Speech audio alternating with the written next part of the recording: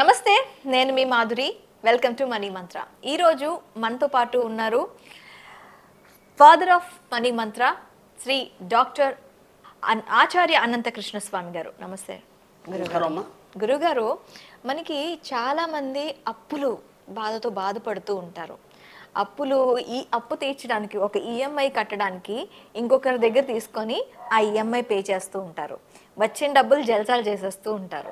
మళ్ళీ వచ్చేటప్పటికి ఈ అప్పు పెరుగుతూ ఉంటుంది, మళ్ళీ ఈ అప్పు పెరుగుతూ ఉంటుంది. కానీ అప్పుల్లో అలా కూరుకుపోతూ ఉంటారు.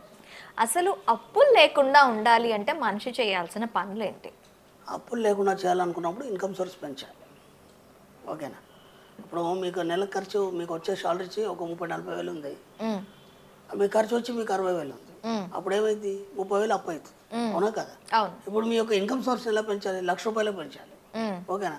ఎలా పెంచాలి మీకు తెలియదు. కాబట్టి విశ్వాన్ని అడగాలి. మనం ఏమని అడగాలంటే, నాకు ప్రతి నెల నా యొక్క ఏవైతే అవసరాలు ఉన్నాయో వాటికి సరిపడా నాకు అనేక రకాల అవకాశాలని నాకు విశ్వం కల్పించినందుకు విశ్వానికి కృతజ్ఞతలు అని పదే పదే అఫర్మేషన్ చేయాలి. దీనికి ఒక చక్కని మీకు ఎలా ఇంప్రూవ్ చేసుకోవాలో నేను చెప్తాను. ఇప్పుడు మీకు చిన్నప్పటి నుంచి ఎన్నో పనులు చేయాలని ఉంది.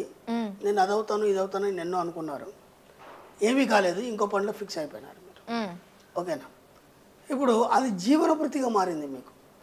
డబ్బు సంపాదించడం కాదు. ఇక్కడ అందరూ కూడా డబ్బు ఎవరు సంపాదించట్లేదు. ఒక అమ్మాని అట్లాంటి వాళ్ళు తప్ప మామూలు మధ్యతరగతి వాళ్ళు డబ్బు ఎవరు సంపాదించట్లేదు. మధ్యతరగతి కొద్దిగా ఎగువ తరగతి కూడా డబ్బు సంపాదించట్లేదు. వీళ్ళందరూ జీవన వృత్తి కోసం పనిచేస్తున్నారు. అంటే వాళ్ళ ఖర్చులు, ఇంటి వ్యవహారాలు, వీటన్నిటి కోసం పనిచేస్తున్నారు తప్ప ఏ రోజు కూడా డబ్బు కోసం పనిచేయలేదు. డబ్బు కోసం పనిచేసేవాడు జీవన వృత్తి కోసం పనిచేయడు.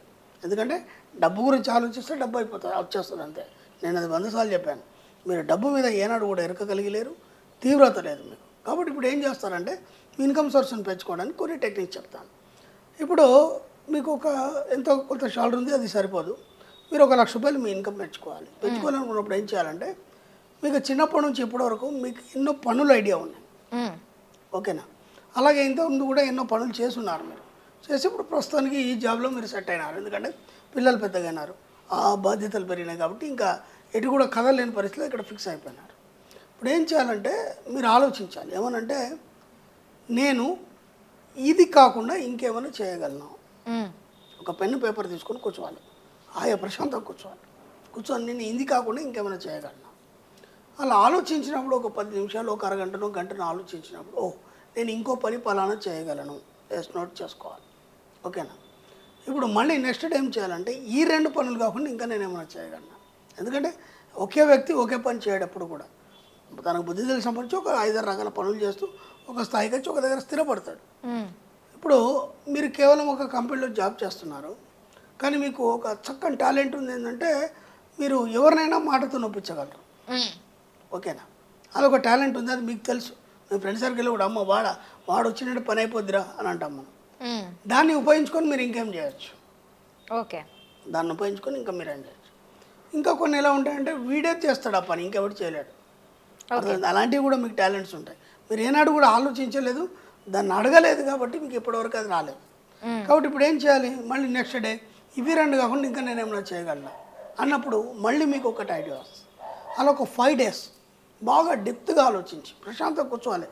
మన సబ్జెక్ట్లో వీలైనంత మౌనం వహించాలి. ఎందుకంటామంటే, నీ మనసు నీతో మాట్లాడినప్పుడు మీకు గొప్ప విషయాల్ని, గొప్ప ఆలోచనలు ఇస్తుంది. గొప్ప మేధావులు అందుకే ఎక్కువ మాట్లాడరు. గొప్ప ధనవంతులు ఎప్పుడు కూడా మాట్లాడరు. వాళ్ళు సైలెంట్గా ఎందుకుంటారంటే, నిరంతరం తనలోపు తను మాట్లాడుకుంటారు. కాబట్టి వాళ్ళ కొత్త ఊహలు, కొత్త ఆలోచనలు వస్తాయి. అర్థమైందా? అలా మీరు మౌనం వహించి అలా ఒక 5 రోజుల్లో మీకు ఒక 5 పనుల గురించి మీకు ఐడియా వస్తుంది. ఓకేనా? ఇప్పుడు ఈ మంత్ మీరు ఏం చేయాలంటే, ఫస్ట్ మీకు ఏదైతే ఐడియా ఉందో, ఏదైతే సులభంగా ఉందో చేయడానికి, దాన్ని మీరు పాయింట్అవుట్ చేసుకోవాలి. చేసుకొని దాన్ని మెల్లిగా వర్క్ అనేది స్టార్ట్ చేయాలి. ఓకేనా? ఇది మెల్లిగా ఒక నెల 2-3 నెలల్లో మీకు ఇంప్రూవ్మెంట్ అనేది కనిపిస్తుంది.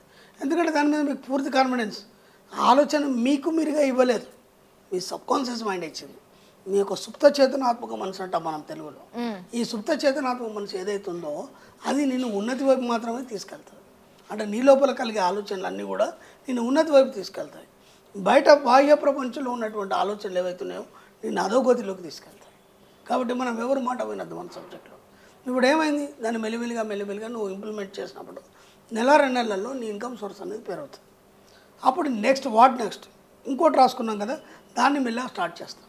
ఓకేనా? అలా ఒక 1 ఇయర్లో ఏమైపోతుందంటే నీకున్న 30-40 వేల శాలరీ నుంచి మీకు ఇన్కమ్ సోర్స్ అంటే పాసిటివ్ ఇన్కమ్ కావచ్చు, ఇంకేదైనా కావచ్చు, ₹1,00,000 వరకు వెళ్ళిపోతుంది. నీ ఖర్చు 30,000, 70,000 నీకు మిగులుబాటే కదా. అప్పుడు నువ్వు ఉన్నతంగా ఆలోచించడం, ఉన్నతంగా ఖర్చు పెట్టడం మొదలైంది. మన దగ్గర డబ్బులు ఉన్నప్పుడు మాత్రమే మనం ఉన్నతంగా ఆలోచించగలం. డబ్బులు లేనప్పుడే ఉన్నతంగా ఆలోచించాలి. డబ్బులు ఉన్నాక ఇంకా ఉన్నతంగా ఆలోచిస్తావేంటి? పుష్కలంగా డబ్బు ఉంది, ఏదైనా ఖర్చు పెడితే ఇంకా ఆలోచించేదే ఉంటుంది దాంట్లో. డబ్బులు లేనప్పుడు ఉన్నతత్వం గురించి ఆలోచించినప్పుడు దానికి సరిపడా డబ్బు వస్తుంది. అది ఓకే, అది మనీ మనకి ఆటోమేటిక్గా అట్రాక్ట్ అవుతుంది అంటున్నారు. నీ ఆలోచనకు తగ్గట్టు డబ్బు వస్తుంది. ఓకే, అర్థమైందా?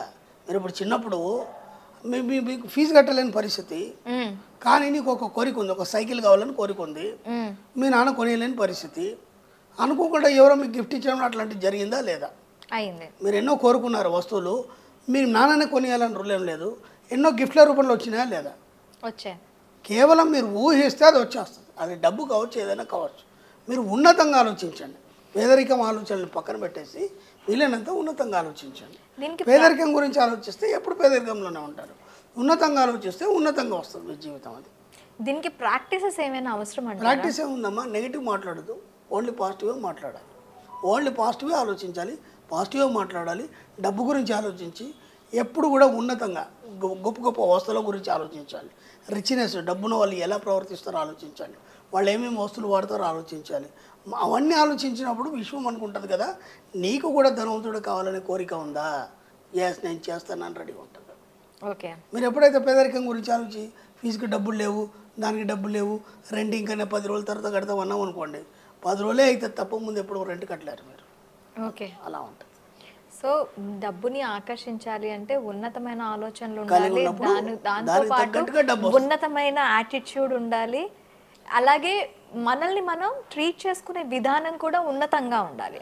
ఎంత ఉన్నతంగా ఉంటే ఆ ఉన్నతమైన ఆలోచనలకు తగ్గట్టుగా డబ్బు రావడం అనేది మొదలవుతుంది. ఓకే గురుగారు, మన క్లాసెస్ గురించి చాలా మంది అడుగుతున్నారు. చాలా వీడియోస్లో కింద కామెంట్స్లో సార్ గురుగారి క్లాసెస్ ఎప్పుడు ఉంటాయి అని చెప్పి అడుగుతున్నారు. మీ క్లాసెస్ ఇప్పుడు ఈ మధ్యకాలంలో ఎప్పుడైనా కండక్ట్ చేస్తున్నారు? ఓకేనమ్మా, మనకి ఇప్పుడు ఈ నవంబర్ 24 తారీఖు 2024 మనకు హైదరాబాద్లో రెగ్యులర్ క్లాస్ ఉంటుందమ్మా. ఆ తర్వాత 1 డిసెంబర్ వచ్చి రాజమండ్రిలో ఉంటుంది.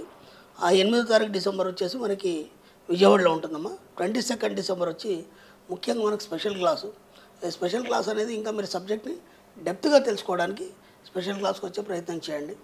వీలైతే ఒక రెగ్యులర్ క్లాస్ అటెండ్ చేయండి, మీకు ఆ స్పెషల్ క్లాస్ అనేది ఇంకా డెప్త్గా అర్థమవుతుంది. ఓకే, లేదంటే ఆ క్లాస్ అటెండ్ చేసినా సరే తర్వాత రెగ్యులర్ క్లాస్ ఒకటి అటెండ్ చేయండి. అలాగే మనకి 29 డిసెంబర్ అనంతపూర్లో ఉంటుంది. ఇంకా స్పెషల్ ఏంటంటే మనకి జనవరి 5వ తారీఖు మనకి దుబాయ్లో స్పెషల్ క్లాస్ ఉంటుందమ్మా. మనకు దుబాయ్ ఫెస్టివల్ ఉంటుంది. అలాగే దుబాయ్ ఫెస్టివల్ అప్పుడు అనౌన్స్ చేస్తారు కాబట్టి ఆ దుబాయ్ ఫెస్టివల్ చూసినట్టు ఉంటుంది. 1 వీక్ టూర్ ఉంటుంది. దాంట్లో 1 డే క్లాస్ ఉంటుంది. మనకి జనవరి 5వ తారీఖు నాడు మన మణిమంత్ర క్లాసు దుబాయ్లో గ్రాండ్గా చేయబోతున్నాం. ఆ దుబాయ్ నుంచి కూడా చాలామంది తెలుగు వాళ్ళు ఉన్నారు కాబట్టి వాళ్ళతో పాటు ఇక్కడ నుంచి కూడా మనం దాదాపు ఒక 100-200 మంది తీసుకెళ్తున్నాం. చాలా గ్రాండ్గా చక్కగా మన మణిమంత్ర క్లాస్ని అక్కడ నిర్వహించుకుంటాం. ఒకవేళ దుబాయ్లో ఉన్న వాళ్ళు కానీ విదేశాల్లో ఉన్న వాళ్ళు ఎవరైనా దుబాయ్ ఫెస్టివల్కి వచ్చి మన క్లాస్ అటెండ్ చేయాలనుకుంటే మన కింద కనిపించే నెంబర్లకు మీరు కాల్ చేసి ఎన్రోల్ చేసుకోవచ్చు. థ్యాంక్ యూ గురుగారు, thank you very much. Thank you.